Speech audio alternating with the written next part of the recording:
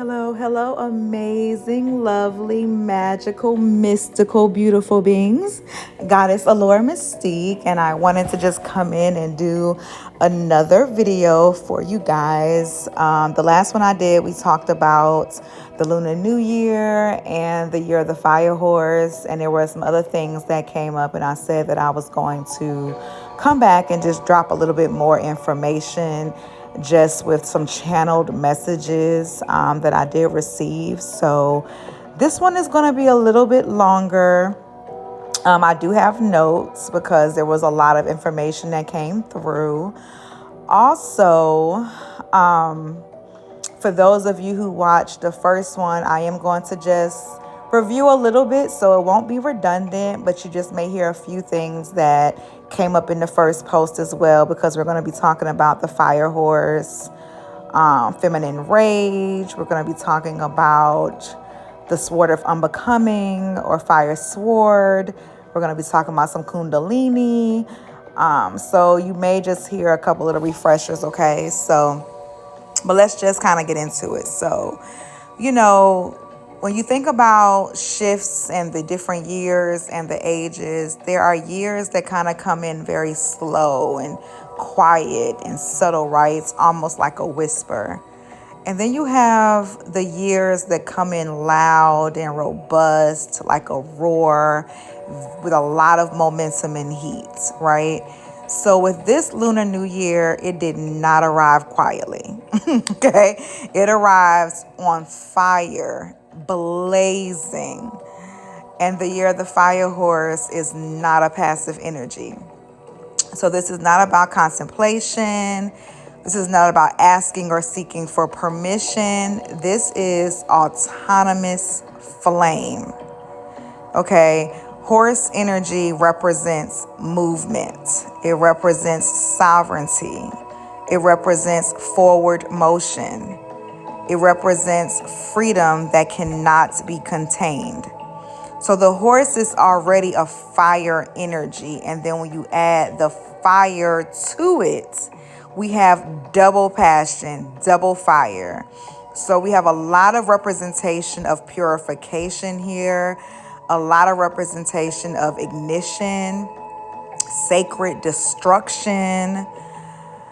Like, this is the year you really stop negotiating with your becoming, where you really stop teetling the lines and the fence, where it's no longer about just reawakening, but actually embodying the energy from the shedding of the snake, right? Year.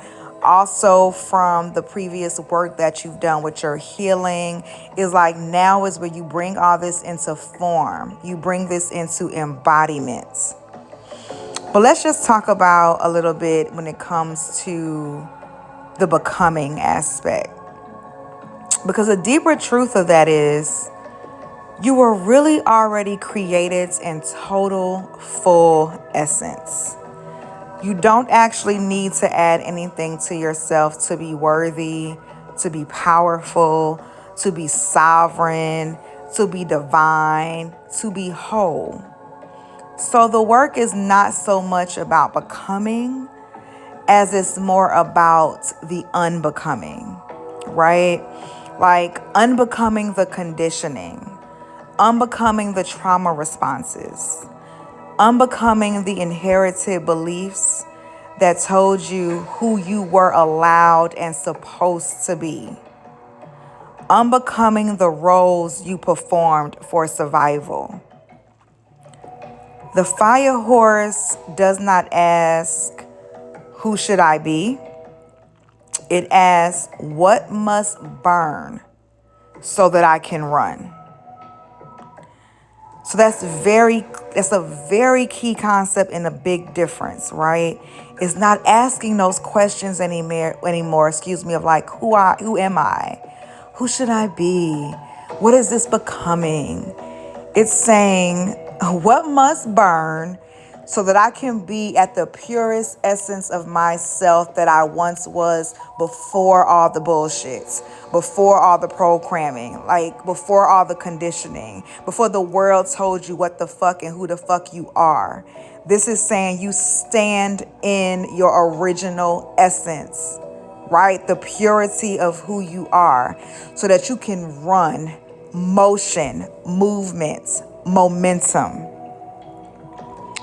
So when we think about transitioning out of the year of the snake, typically we look at the snake as being subtle, and subtle doesn't mean weak for by no means, right?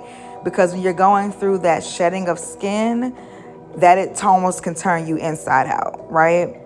But it is very internal. It's psychic. It's very transformative, but more like in silence and introspection. Like I said, the snake sheds its skin, right? But the thing about that is, in this case, the saying the skin has already been shed. That's what all these previous years have been. So we are not in the phase of analyzing the old identity anymore. Not spending all that time still focusing on the why of things if you have not already received some of those answers. Because some shit you just have to put to death. You just have to put to rest. And you have to just make a choice to move forward without still seeking and looking for this external closure. Like, I say this all the time when I'm working with like clients. And I know for many people they don't understand when I say fuck closure. Closure will keep you stuck in an old pattern. Closure will keep you stuck seeking something outside of yourself. The closure is already there. The behaviors, the patterns, the treatment, the misalignment, that is your closure, right? So we're not in that phase anymore. We're not in the phase of gently peeling back the layers. That has already happened. Now is the time that we move. Now is the time that the horse runs. And this is also where the flaming sword comes in. I mentioned that before, and I don't know if you're really familiar with that or not. So just traditionally, the flaming sword is associated with Mars energy, right? It's action, it's assertion, it's protection, it's war. But this year is different. The sword is not in the hand of unchecked aggression. The sword is not in masculine energy. The sword is in the hands of the feminine, okay? Because the sword represents like clearing and purifying and cutting through. And when you think about that from an action perspective, it can seem very masculine. But when you think about femininity at its pure and its rawness, it is creation and destruction. It is death and it is birth and or rebirth, right? It is all of those things in one. So this year, the sword is in the hands of the feminine. The feminine is no longer reawakening. She has been reawakened. The divine feminine is here. The primordial mother has returned. And so when I was sitting with this energy in particular, the goddess that came forward was the Morrigan. And she came forward wielding the flaming sword. And when you think about the Morrigan, like, she is not ornamental power at all. The Morrigan is frontline energy, okay? Like, she is a brawler. She is a battlefield entity. And not just battlefield, she is going to be in the front line. She is going to lead the charge, lead the way. So she calls warriors to battle.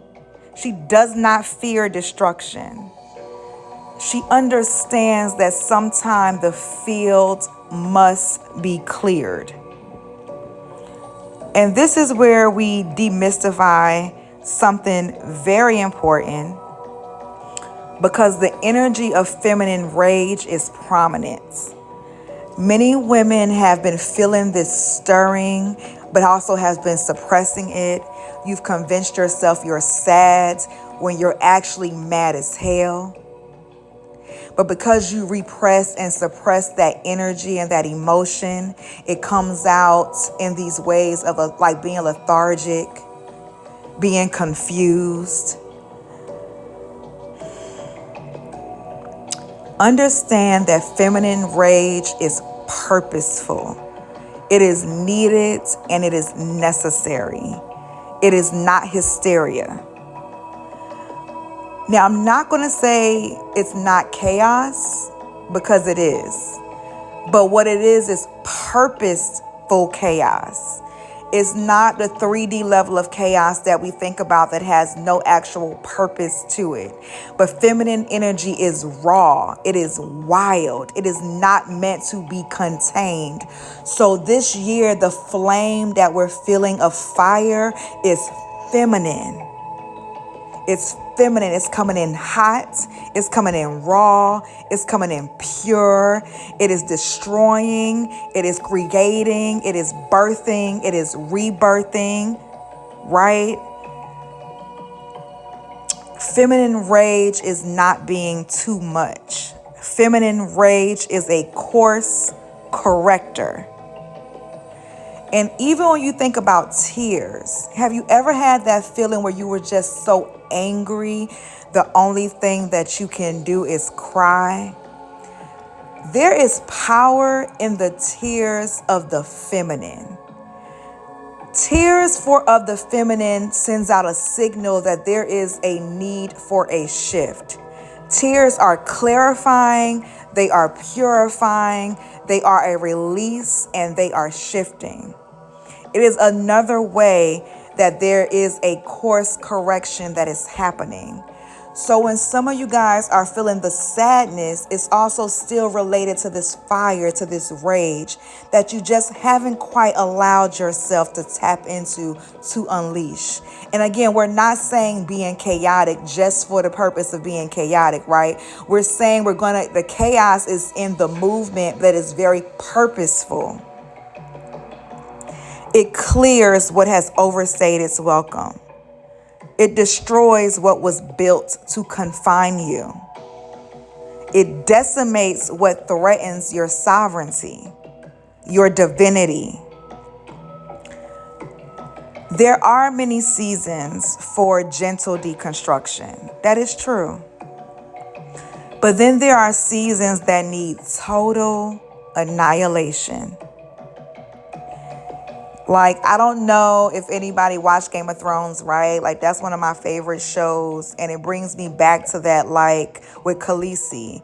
You do not fix a wheel that was built to crush you. You break the motherfucking wheel, right? Like, this is that energy. Not reckless destruction, but intentional destruction. Strategic fire. And so I want to bring up a little bit there because I noticed like there's this energy of soft life happening right now too. And it's not either or. They both can happen and coexist at the same time. Because soft life does not mean passive life. Soft life does not mean silent life. Soft life does not mean tolerating what shakes up and destabilizes your nervous system and impacts your peace, right? Soft life in itself is nervous system regulation. It's when there is safety. It's when you have cultivated peace. It's spaciousness to just be present in the presence of just who you are. But softness without boundaries becomes submission. And I want you to think about that. And this is not for the ladies who believe in this patriarchal system about submissive this and that's not who this is obviously going to be for, okay? This is for the divine feminine, the goddesses. Because as goddess, we know there is no submission to anything outside of yourself, including a male or patriarchy. And that includes in the context of your relationship. Now, even if you want to come from a perspective of both both parties in the relationship in some way submit to one another because they are submitting to this union of a relationship, that shit is different. That's a different scenario than what we're talking about here. But this notion that women are naturally submissive is bullshit. If that was natural, there would not have to be so much programming around that shit. They wouldn't have to keep trying to condition us to be submissive. And we're not going to talk about it's just happening today, like, oh, because tables have turned or when women are becoming more successful. No, because they did the same thing when women did not even have resources, when women could not work, when women did not have funds, when women could not have a household independent of a man or independent of children. That the programming and the messaging was still there. Submission is not natural for the divine feminine. Submission constricts. It restricts the feminine. When you think about feminine and masculine energy, when they talk about masculine energy being logical, from a divine perspective, it's not what the 3D has said, like meaning that you're emotionless and it's just activity as far as mental gymnastics. What that actually means is the masculine energy just gives boundaries in some form. And we all have masculine and feminine energy, right? So you think about the artist and in the place where you have all this creativity, there could be a complete mess, right? Like colors everywhere, paint over here, glitter over there, material over there. And it's this beautiful, chaotic mess. But there's still purpose to the chaos, right? It's in the process of creating. And then you come to put that into form. You begin to mold the clay. You begin to draw the lines on the easel. That's where masculine energy comes into. It's not actually about submission from a dominating space. And if we really want to be for real about it, okay, which I'm not, I'm not one who still includes the Bible into my practices, to each his own, right? I have my reasons for that. You have your reasons for what you do. So this is not saying right nor wrong. But even if you want to go back and look at this, and this is actually even coming from a time where I sat with and even connected with that energy, and even connected with the energy of Eve, even though typically that's not an energy that I work with. It's not one that, I'm going to connect to regularly. It was just a situation where it was just like wanting clarity on certain things, right? And so even in that old Bible telling story, when you think about Adam and Eve in the garden, think about this. Let's be real. If Eve was the one to eat the apple, where in that was submission? Where was the submission? If Eve actually got Adam to eat the apple, was Adam not actually following Eve? Eve was the leader in that context, correct? Like, it's actually even right there in their own stories that they have created or in this book, but yet it still has been distorted to still try to switch those roles and switch that energy to say, but when you really break it down and think about it, it's like, wait, she did not submit. She actually was the one that chose the path of knowledge and information, and he followed suit, which really is what masculine energy is, which is why, as the patriarchy and masculine energy has been in position of power, the world has gone to shit. Okay, because the feminine energy is what actually births. She's actually what lays the blueprint. She actually lays the foundation. She says, this is what's happening. And the masculine energy is the movement. So it's like, I've laid everything out on the table of what our plan is and what our goal is. And now as the masculine, you go do that shit. Like in the 3D, you are the one because I am the connection, the intuition, the spirit, the being, the rawness, the creator, the birther. Right? I am the garden. I am the soil. But you're the gardener. And so that's where things have gotten very twisted and very distorted. So when I say softness without boundaries becomes submission, think about it from a divine perspective. This has nothing to do with this 3D aspect of submissiveness. So when we look at what this year really asks, what are you willing to annihilate to protect, create, and cultivate your peace? Because no one hands you a soft life.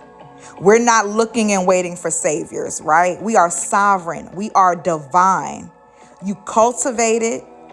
You choose it. You protect it.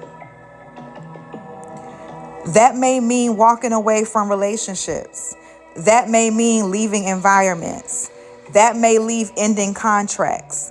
That may mean burning bridges that were burning you first. Listen, I just said something the other day that I will burn that bridge the fuck down so that no one or that person can never cross that shit again. Do you understand what I'm saying? Even the softest woman must know how to wield the sword when necessary. Now, sit pretty, okay? I'm not telling you don't sit pretty and don't rest in your femininity, because we're going to sit pretty over here. But you have to know when it is time and must be willing to still pick up and wield the sword. The feminine is not fragile. She was never meant to be protected because she was weaker or because it was fragile. The protection comes because feminine energy is the source. And so you protect the source. You protect where things arise from. You protect things that you revere and that you adore and that you value. Not because of weakness or fragility. She is fluid. Yes, she is nurturing. But even nurturing doesn't always look like passivity, right? Nurturing is not necessarily always sunshine and rainbows. But more importantly, when it's necessary, she is lethal. Okay? So I just wanted to point that out a little bit for my soft girlies, my lover girls, because I'm in that. I feel you. We're not taking that energy away, but you have to understand that they both can and do coexist simultaneously at the same time. Now, before I jump a little bit into like the snake, I do want to just talk a little bit about the year, right? Because again, we've talked about this universal year 1 of 2026. And that is true. But before we break it down to a 1, there's a 10, right? The 10 reduces to 1. The 10 matters. That came through very clear when I was sitting with the energy, sitting with in the Lunar New Year cycle, that 10 is completion. 10 means portal. So when we're coming from that, meaning that, again, the year of the snake has ended and is ending, we have shed, that part is complete. When something happens that is complete, we have a rebirth, or sometimes it's just a new birth that's happening, which is a portal. So that is 10 vibrational energy. So that's very high right now as well. The aspect of 1 is the initiation, but you have to have the 10 energy first. So that's where you want to really be like intentional with what you are creating, what you are birthing for this year and forward, what you are embodying, because all of that is going to take seed and take hold with this energy of 10. And then you have the 1 of the initiation. So the 1 is going to just lock it in. But this is not just a new beginning. It's a beginning born from a completed cycle, right? So the snake has shed. The old cycle has closed. The new portal has opened. Again, the horse is running. This is sequence. This is not coincidence how this happens. And you can see how it all aligns together. Now let's talk a little bit about the nervous system, right? And I want to talk about that because the suppressed anger keeps you in a frozen state. There is no such thing as no movement, even when we think about being still, because energy doesn't stop. But there is this moment in time where the energy is not being directed. So it's just kind of spiraling in this ongoing circle, or like you feel frozen in time. So suppressed anger like keeps you in a fawn. It keeps you negotiating with what harmed you.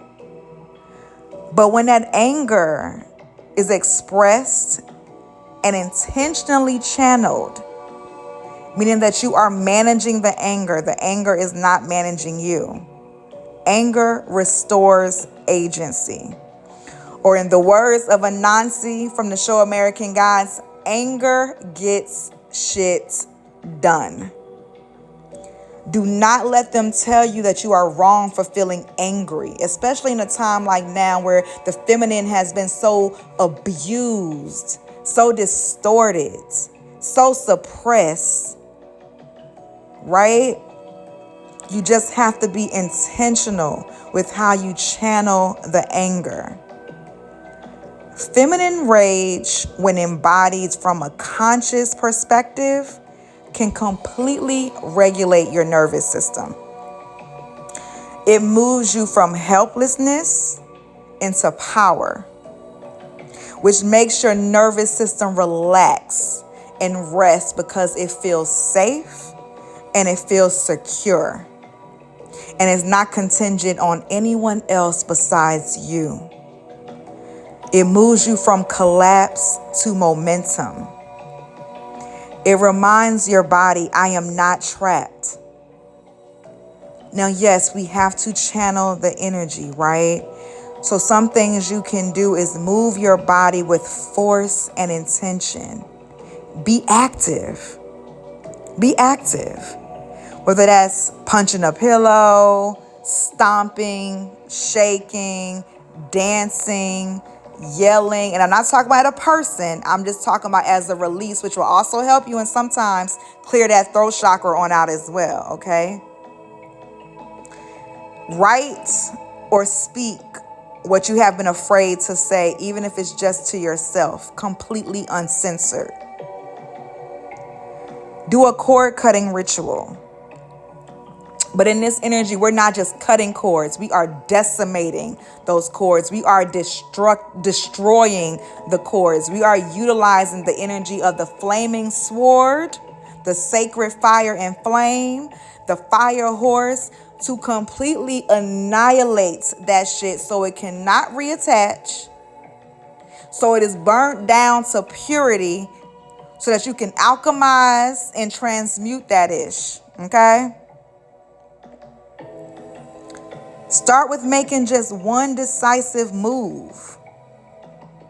One action that says, I choose myself. And in that process, you regulate first. You breathe, you ground, and then you release.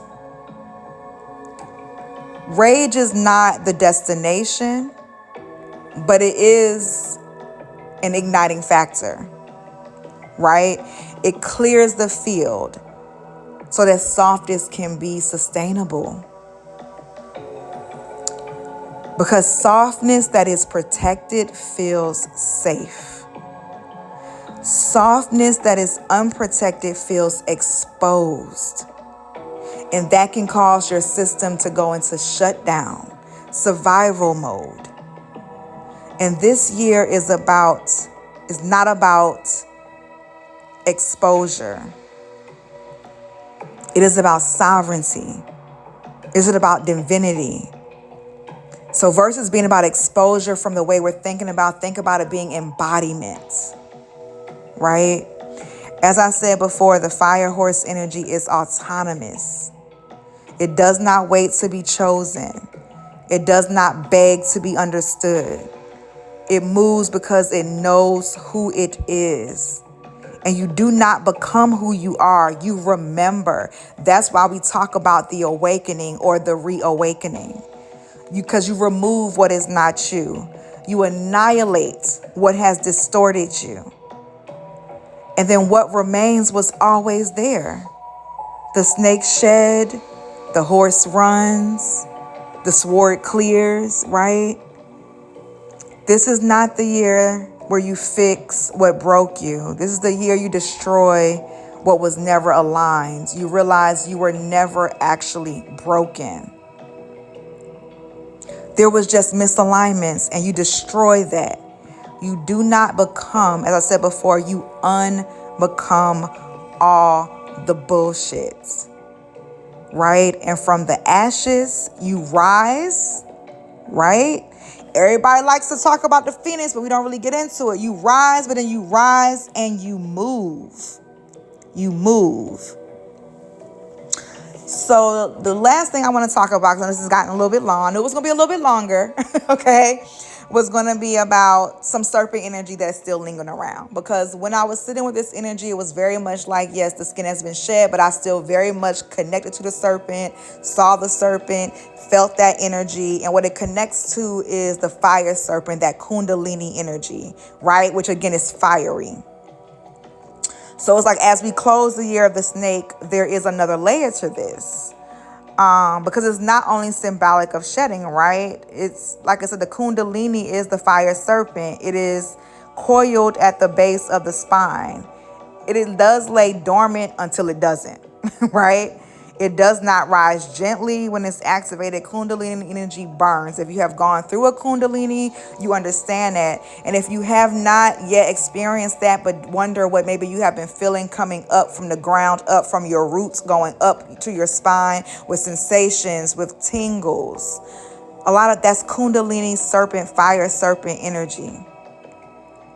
Because it ascends from the root, right? That's your survival, your safety, your identity.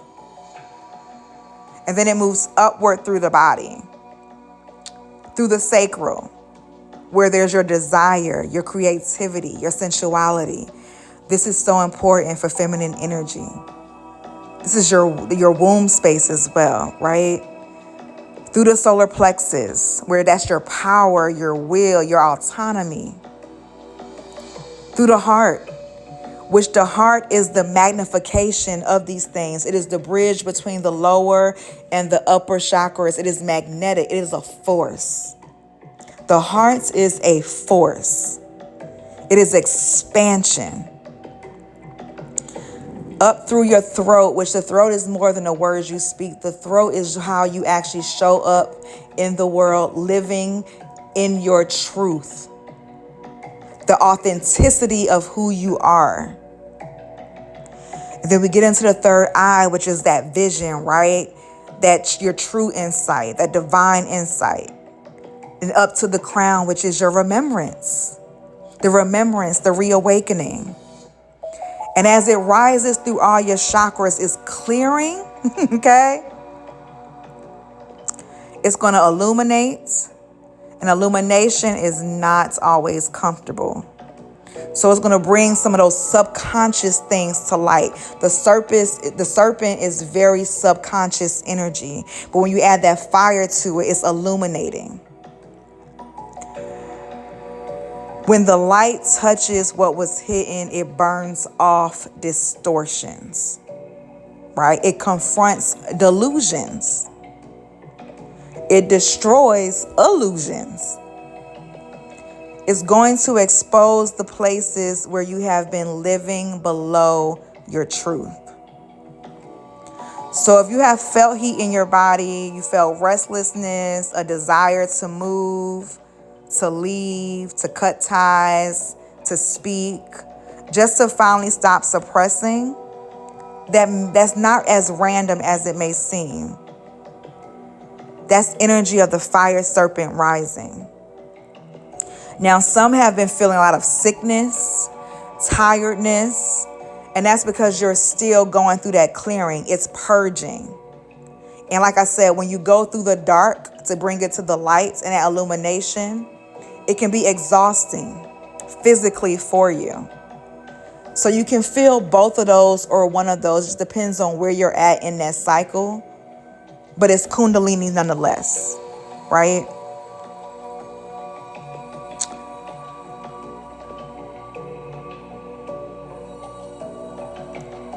So as we transition from the snake to the fire horse, it's almost as if the internal ignition becomes external momentum, right?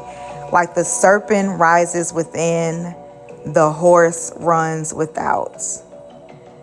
And there is this in-between space there, this kind of looming fire, this stirring that kind of happens in the pit, right?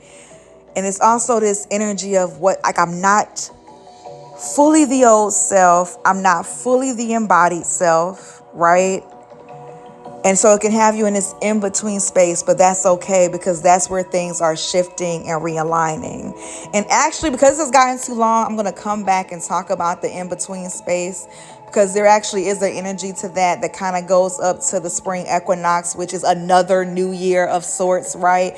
That many people consider the true new year, or that actually celebrate as well when you think about nature and being connected from that aspect. So I'm not going to get into that in this one because it's gotten very long, but it was a really important message. So I hope this has been very helpful for you. Wherever you are watching this or listening to this at whatever platform, please make sure to like, subscribe, share this information so I can definitely build up my following. As I said, I'm getting back into doing more regular teachings and just coming forward with channel messages. I spent a lot of time over this last year or two in the darkness, right? But now I'm in this, it's moved into as what I call darkness illuminated, right? So this is where it comes where I'm saying mysticism demystified, right? So Goddess Allure Mystique. Until next time, bye.